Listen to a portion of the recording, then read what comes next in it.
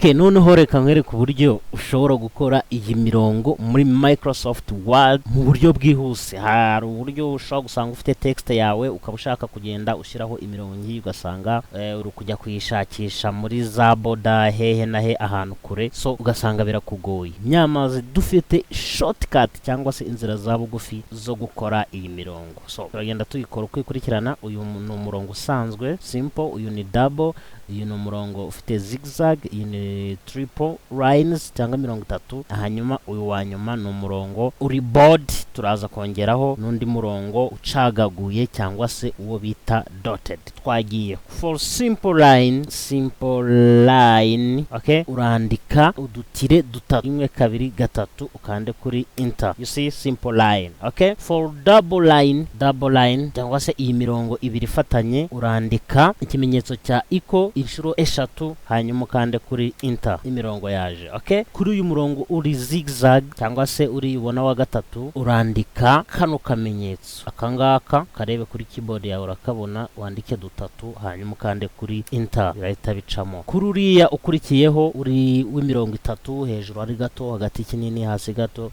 ushobora gukenera kubishyira munsi y'interuro yawe.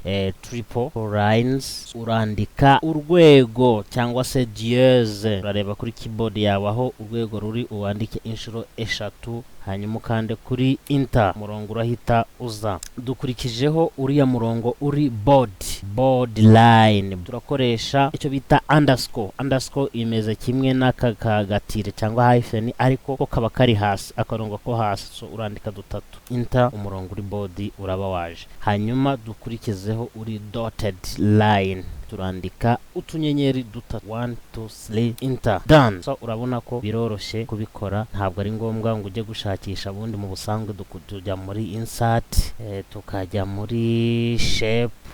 You see, urabona niwe n'umwanya bifata ni muremure kugira ngo machine ibirodinge, wenda ushobora kuba ufite yihuta, ariko nubwo yaba yihuta gute ntabwo byakwihuta cyo kimwe na biriya nkoze mu kanya. So ndumva ari ibyo ngibyo muri aka kanya. Ni ibintu mvaga nakubwira, gusa ntiwibagirwe gukora follow, kuko mfite utundi tuvideo twinshi haba kuri TikTok ndetse no kuri YouTube, aho ngenda nereka abantu utuntu tumwe na tumwe mba nkeka ko twabagirira umumaro. So nawe ndakeka ko ushobora kuzabonamo utwo ukeneye. Please follow or subscribe. Thank you for watching. See you in next video.